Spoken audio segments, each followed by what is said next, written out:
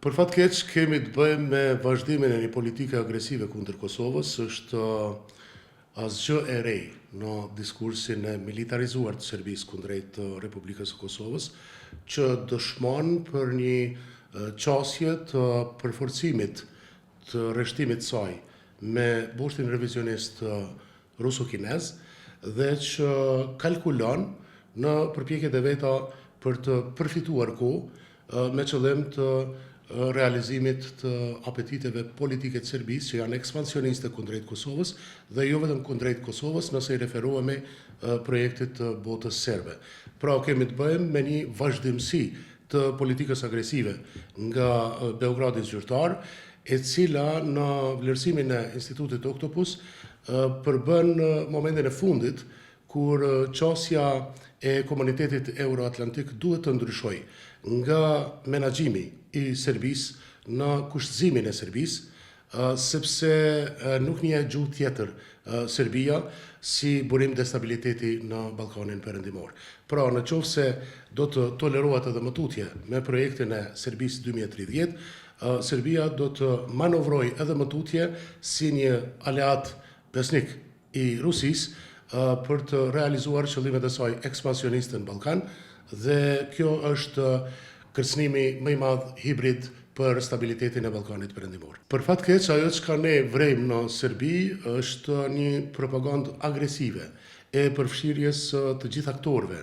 atje në komandën e regjimit të Vučićit, përkundër pak zërave liberal që nuk gjejnë hapësirë për të shprehur kundërshtimin dhe qasjen ose kritikën ndaj kësaj politike të gabuar e cila rrezikon paqen dhe stabilitetin në Ballkan. Ajo që ne vlerësojmë është domosdoshmëria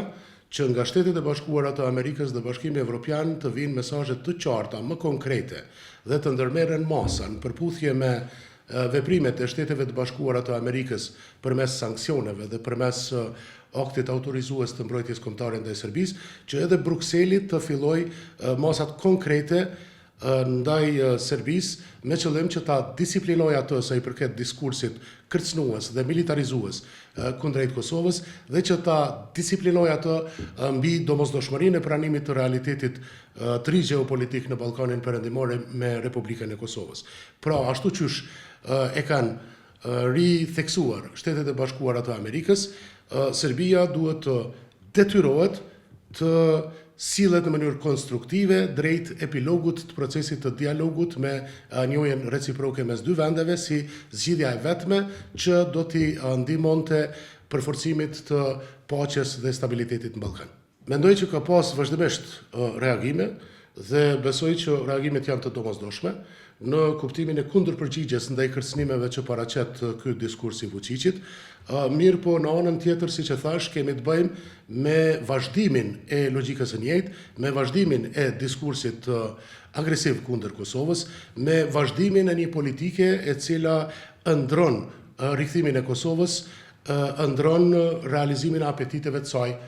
hegemoniste kundër Kosovës. Dhe në këtë kuadër mendoj që faktorët të cilët duhet të tregojnë vëmendje të shtuar në kontekstin e ri gjeopolitik janë faktorët ndërkombëtar me Bashkimin Evropian si ndërmjetës i procesit dialogut dhe me Shtetet e Bashkuara të Amerikës si faktori kyç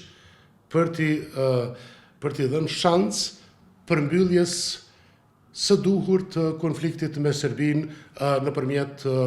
njohjes reciproke mes dy vendeve, për shkak se kjo është zgjidhja vetme që do të garantonte paqen dhe stabilitetin në Ballkanin Perëndimor.